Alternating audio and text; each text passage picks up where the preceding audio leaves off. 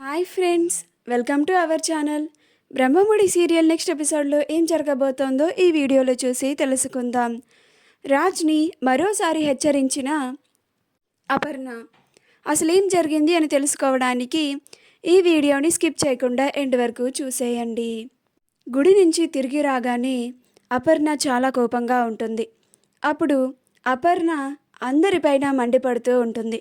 నేను ముందుగానే అందరినీ హెచ్చరించాను, అయినా సరే నా నోరు మోపించి ఈ పెద్దరికం నన్ను కట్టిపడేసి నన్ను బలవంతంగా గుడికి తీసుకొని వెళ్ళారు. అక్కడ నేను అనుకున్నదే జరిగింది, నేను భయపడిందంతా జరిగింది అని అంటుంది.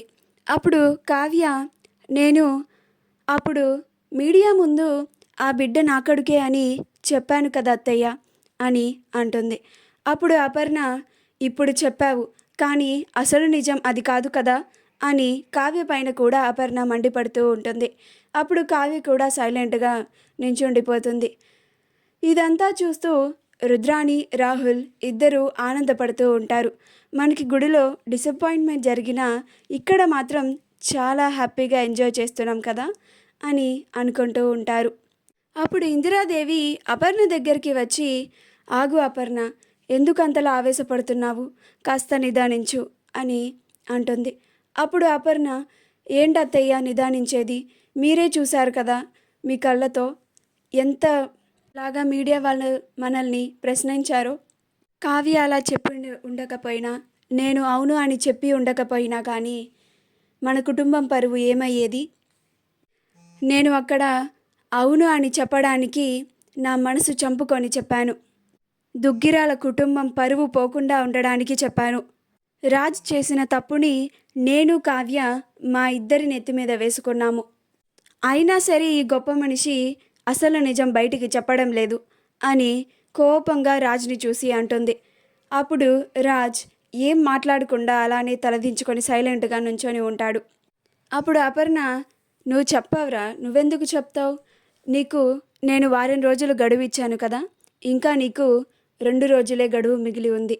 ఈలోగా నువ్వు ఆ బిడ్డ జన్మ రహస్యం చెప్పావా లేదా, ఈ ఇంట్లో నుంచి నిన్ను కన్న కొడుకు అని కూడా చూడకుండా బయటకి గెంటేస్తాను. అప్పుడు కాదు కూడదు అని నన్ను ఎవరన్నా అడ్డగించారంటే అప్పుడు నా శవాన్నే చూస్తారు అని అపర్ణ అంటుంది. అపర్ణ ఆ నిర్ణయాన్ని విని అందరూ ఆశ్చర్యపోతారు. ఆ నిర్ణయాన్ని అందరికీ అపర్ణ చెప్పి అక్కడి నుంచి కోపంగా తన రూమ్లోకి వెళ్ళిపోతుంది. వెంటనే సుభాష్ కూడా వెళ్తాడు.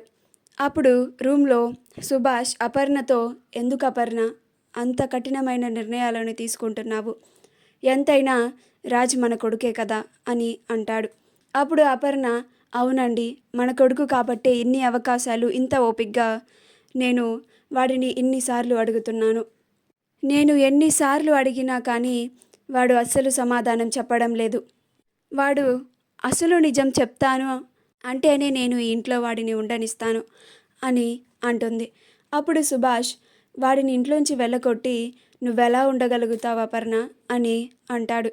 అప్పుడు అపర్ణ, అవునండి నేను ఉండలేను, కానీ నేను అలా అంటేనే కానీ వాడు అప్పుడైనా నిజం చెప్తాడేమో అని చిన్న ఆశ అని అపర్ణ బాధపడుతూ ఉంటుంది. మా వీడియో కనుక మీకు నచ్చినట్లయితే లైక్ చేయండి, షేర్ చేయండి, మా ఛానల్ని సబ్స్క్రైబ్ చేసుకోండి, పక్కన ఉన్న బెల్ ఐకాన్ని క్లిక్ చేయడం మాత్రం మర్చిపోకండి.